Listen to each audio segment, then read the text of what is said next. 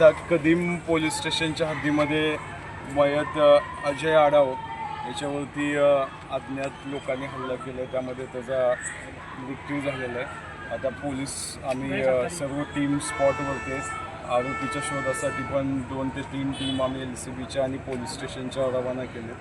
Plus police स्टेशनला गुन्हा दाखल करायचं काम चालू आहे. जो मैताचा भाऊ आहे तो सध्या पोलीस स्टेशनला आहे आणि FIR नोंद करायचं काम चालू असून त्या FIR प्रमाणे जेवढे आरोपी असतील त्यांच्यावरती आम्ही तात्काळ कारवाई. काय कारण आहे सर? काय कारण?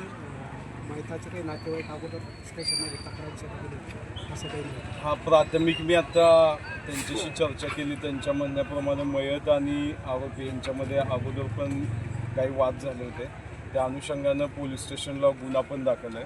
तर त्याची आता डिटेल माहिती घेण्यासाठी मी पोलीस स्टेशनला सर काय कारण आहे नेमकं? दुसरा पण जखमी आहे का कोणी आणखी? अजून एक जखमी असल्याची माहिती समजत आहे. अजून त्याचं नाव निष्पन्न नाही.